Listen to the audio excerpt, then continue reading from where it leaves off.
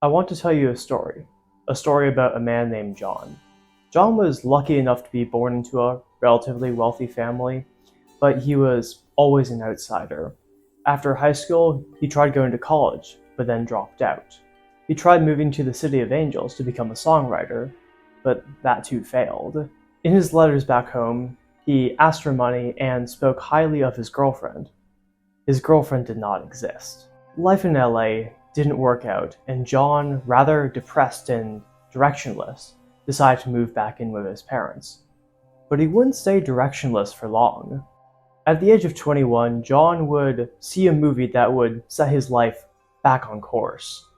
The movie follows Travis, a loner in New York that engages in unhinged vigilante justice against child trafficking.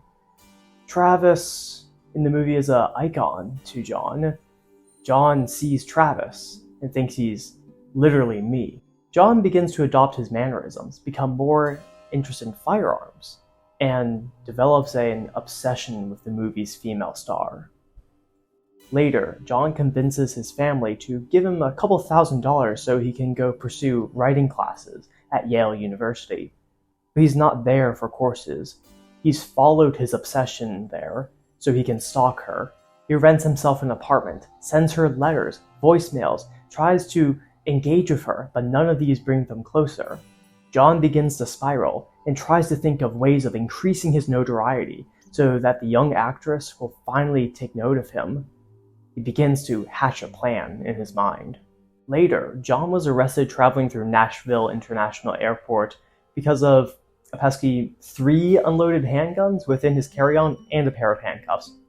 Naturally, the items were confiscated. He paid the required fees and went along his way.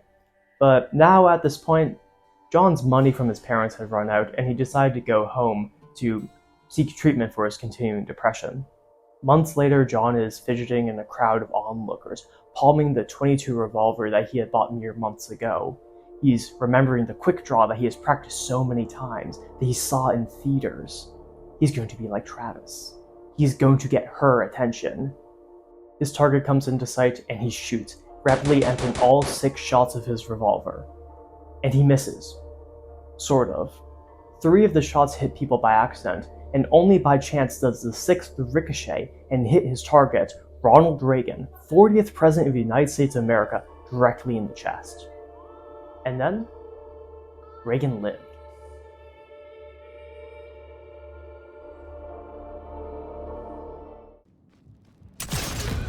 What is assassination? While assassination might take on the same legal category as murder, it is far more specific. Assassination is the purposeful killing of a notable figure for political reasons. The underlying logic behind an assassination is not hard to understand.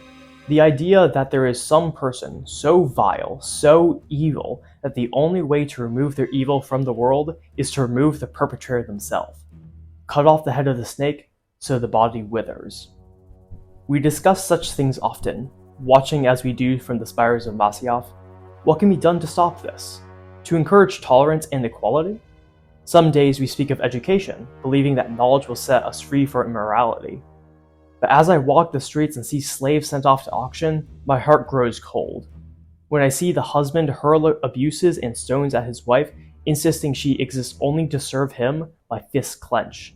And when I see children torn from their parents so that another man may profit, sent off to suffer beneath the desert sun and die, on these days I do not think that dialogue will make a difference. On these days I can think only of how the perpetrators need to die. But when are you supposed to assassinate someone? In video games, of course, because video games are not real life. In games, assassinations are portrayed as calculated actions designed to surgically cut out a singular threat to the mission. Kill this Nazi officer. Remove this banker who funds our enemies. Neutralize this corrupt official. These actors are obstacles to our goals, and eliminating them just pushes us along. Simple solutions for simple problems. Growing up in America, assassinations are a common point of history. Before we are old enough to learn about the intricacies of the Civil Rights era or the Civil War, we learn about the leaders, the icons of those time periods. Martin Luther King, the Kennedys, Lincoln. all of them defined by their abrupt ends. But truthfully, assassinations are not the end of the story. These actions are not just incremental steps forward. The narratives become defined by the assassinations, by the death. The outcomes of the killings ripple outwards into the wider world. One cannot anticipate all of the eventualities, all of the outcomes, how cutting off one head of the snake might cause more to sprout. Assassinations hardly go as planned. What makes an assassin? Cultural associations make us think of two different archetypes, the lone gunman and the professional hitman.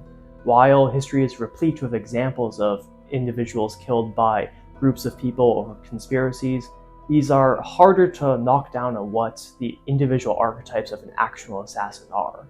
The deaths of the Romanovs by Yakov Yurovsky, or Malcolm X by Thomas Hagen, or Caesar by the Senate, are all by definition assassinations, but they miss the viewpoint of the lone gunman. These were the results of many pre-existing factors: the Bolshevik Revolution, the Civil Rights era, the end of the Republic. In an assassin's mind, the killing forces a turning point, with the death literally diverting the flow of history. An individual murder might be done in the spur of the moment or with some level of premeditation. To an assassin, the power over life and death becomes the power of fate. And naturally, we don't just bestow any character with this power. They have to earn it. Corvo Attano, royal protector and paramour, father to the princess, the blade of the Loyalist conspiracy, user of dark powers granted by the outsider. Carl Fairburn, officer in the British military, agent of the Special Operations Executive, destroyer of Nazi superweapons, known to his enemies only as the Shadow. Ezio Auditore da Firenze, lover, fighter, scholar, master and mentor of the Assassin Brotherhood. These men are epitomes of masculinity, Nietzschean Übermenschen whose actions and ideology warp the very world around them. Individuals who are pitted against ontologically evil villains and prevail. The reality of assassinations is that they are done by maladjusted individuals. This is of course because video games are not real life. Rarely does the average person wake up and decide they are not just going to kill somebody, but assassinate a prominent figure. The motivations behind individual lone gunmen vary, sometimes to wild degrees. But a through line exists. Before making history for assassinating Garfield, Charles Guiteau was a failure. He failed at enrolling at the University of Michigan. He failed at joining the United Community. He failed at leaving it too. In a brief stint away from the cult, he tried creating a newspaper called the Daily Theocrat. That too failed. He then tried to campaign for a presidential candidate called Horace Greeley. Failure. His life wept him too. After surviving a boat sinking, Charles Guiteau became more and more deranged, believing that he was kept alive for some divine purpose. After the election of Garfield, Charles Guiteau was spurned for yet another political appointment, and a position that he, quite frankly, had no business getting. He decided that it was time for Garfield to die, and for him to be succeeded by his VP. Lee Harvey Oswald was a strange man. Despite the numerous conspiracies circling around the Kennedy assassination, we know much about Oswald's life. We know he was court-martialed from the Marines, that he fled to Russia and married a Soviet woman. Neither the Soviets nor the United States wanted him back under suspicions for espionage. Couldn't possibly know why. But eventually he did make his way back to the States. Before Kennedy, Oswald tried to assassinate retired General Edwin Walker, but missed. After the entire event was said and done and both Oswald and Kennedy were in the ground, the Warren Commission was unable to determine a definitive motive. All they knew were Oswald's pre-established and rather vocal political stances, his antisocial behaviors, and the failures in his life. Sometimes, it's just a weirdo with a gun. John Wilkes Booth was an actor who was never quite as good as his older brother. He was also a Confederate sympathizer. That means pro-slavery. And an anti-abolitionist. That also means pro-slavery. When Lincoln was elected, he got a few good old boys and decided that they were not only going to just kill Lincoln, but also his compromised VP Johnson and the Secretary of State. Remember, this was after the signing at Appomattox. The war was over. Booth believed that because Joseph E. Johnston was still fighting, that the death of Lincoln would reignite the war and the South would be able to rise again and finish the war for a second time. Today, we would call this cope. Lincoln still died in the end, though. But where are assassinations conducted? Historical accounts show that assassinations happen where assassins know their targets will be. Booth learned that Lincoln would be in a theater. Kennedy and Reagan were both shot at scheduled public appearances. Assassinations are also more likely to be carried out at locations where people are likely to be. Lenin, no, the other one, was assassinated outside of his home by a disillusioned fan. MLK was assassinated at a hotel he frequented in Memphis. Alexander II of Russia died when his normal Sunday carriage ride was bombed. It should be noted that he actually was killed by a second bomb after the first only slightly damaged his ride. For an assassination to be successful, multiple factors must align. The assassin must know where their target will be, and know far enough in advance to appropriately prepare for the big event. Through some means, the assassin must position themselves to conduct their business. Finally, when the moment comes, the assassin must successfully do the deed. These factors can and can't be protected against. Both Johns Hinckley Jr. and Wilkes Booth found about their targets' positions through media, but today, with widespread internet and public documentation, it's easy to find your mark. President Garfield was shot on the 6th Street station of the Baltimore and Pontiac Railroad, a public place with many people passing through.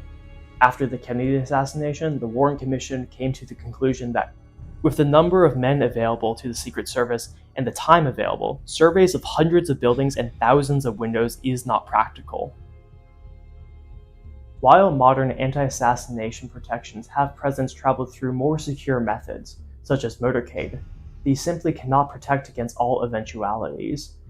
Secret Service can partner with local law enforcement and scout out every building, every rooftop in an area around a presidential rally, but when the most common rifle in America has a range of 600 yards, there's only so much that can be done. The fact that so many things have to go wrong, but so few as well, for an assassination to happen is mind-boggling. In the twisted mind of an assassin, they might see that the repeated failure of preventative measures, or the lining up of circumstances, is some cosmic force pushing them forwards to complete their task. And when under constant threat, targets have to hope that the stochastic dice rolls of the universe remain favorable to them. Today we were unlucky, but remember we have to only be lucky once. You will have to be lucky always. But what if you could be lucky every time? Video games, either through intentional save scumming or knowledge through repeated replays, allows us to know more about individual levels.